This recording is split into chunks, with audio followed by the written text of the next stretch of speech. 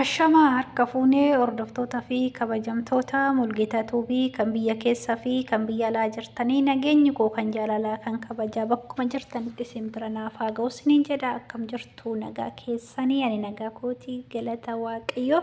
hordoftoonni Mulgeetaa Tuubii kan biyya keessaa fi kan biyya alaa jirtan hundumti keessanuu nageenyi koo kan jaalalaa kabajaa bakkuma jirtanitti isin bira naaf haa ga'u isiniin jedha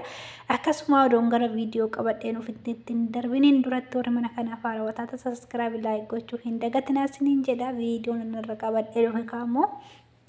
dhugaa guyyaa guyyaarra wannuma nama aarsuu fi wannuma bakka Oromoo warratti dalagaa jiru kanatu nama aarsa innis maal jechuun keessaniin oolu akkuma agartanii bahaarii fi bal'oodha akkasuma gololchaa uudidha furmaatee barbaaduudhaaf odoo daandirra yaa'aa jiranuu jechuudha. Bakka hin geenye manaa ba'an ibsan odoo hin ga'in wanni addaa isaan qunname innis maal jechuun keessaniin oolu dhugaa rabbii waan baay'ee nama gaddisiisudha jechuudha. Bal'oo fi bahaarii fi gololchaa uudinni oduma karaarraa yaa'aa jiranuu jechuudha. Furmaatee barbaacha fi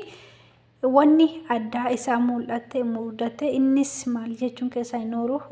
akkuma beektan bal'oo fi bahaarii xalaata qabanii xalaan isaanii sunimmoo jala taa'anii bakka isaan diban bakka isaan oolan eeganii nama itti bitanii araba itti bitanii arabaan akka hin taane godhanii jiranii dhugaa rabbii waan baay'ee nama gaddisiisudha jechuudha waan baay'ee wannoo jechuudha nama gaddisiisu.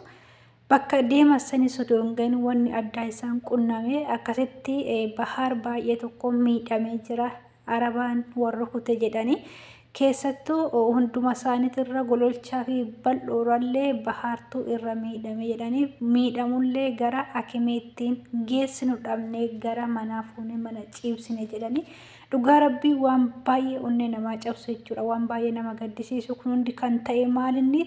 xalaata isaantu akkana goosise jechuudha bahaarii fi bal'ootti nama bitanii jechuudha araba bitanii xalaan isaanii akkatti bal'oo bahaar qaxaaqqachiisanii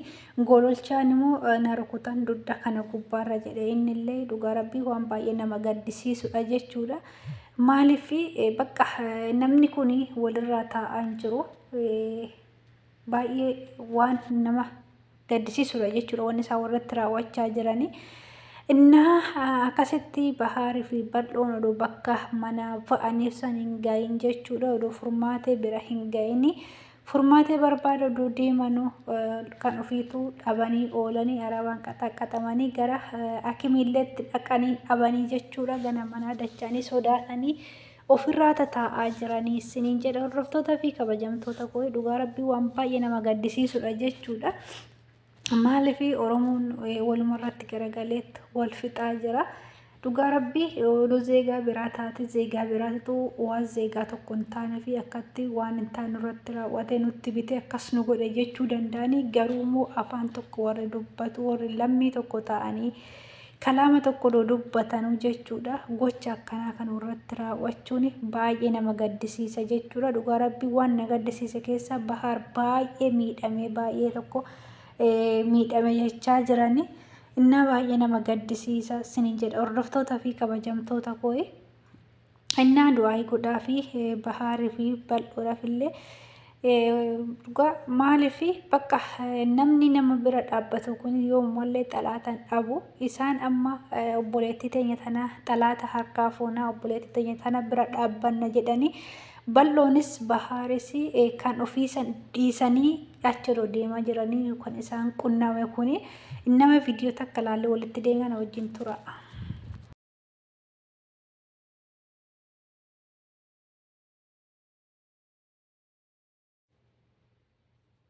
Madra barbaanne bar nu harkatti uuda godhanii bar ajjeesanii bar laafadha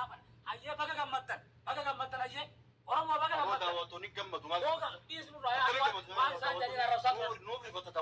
innaa hordoftoota kiyyaa kunoo akkana jedhanii jiranii bahaarii fi gololchaa uudin jechuudha bahaar baay'ee miidhamee jedhanii dhugaa waan baay'ee nama gaddisiisudha jechuudha maaliif Kana hundaa kan godhe xalaatuma isaati. Kanillee godhanii gara hakimiitti hin geessan dhabanii jechuudha. Arabni kan hin beektanii baay'ee xiiqofti arabni sanuu. Abashaadha hoo jedhanii dhiigaatu isaan daffa waan ta'eef arabaa fi abashaa wal lolee immoo baay'ee itti daffa waan ta'eef innaa gara hakimiillee geessaniin dhabanii akkasitti gara manaa galchanii mana ciisaa jira Bahaarii. Maaliifii gara kamiillee geessuu hin dandeenye arabni nu eeggachaa jiranii. Gara kamiin akka geessinuu dhabnee Bahaar manatti gannee jirra mana jira jedhanii. Innaa du'aayii godhaa fi isiniin jedha hordoftoota fi kabajamtoota koo akkasuma furmaataadhaaf illee rabbiin xalaata kee harkaa si haa baasu jedhaatii du'aayii godhaa fi isiniin jedha. Maaliifii dhugaa rabbii baay'ee nama gaddisiisti furmaatiin haalli ishiin keessa jirtu haala hamaadha waan ta'eef du'aayii godhaa isiniin jedha turtii gaarii.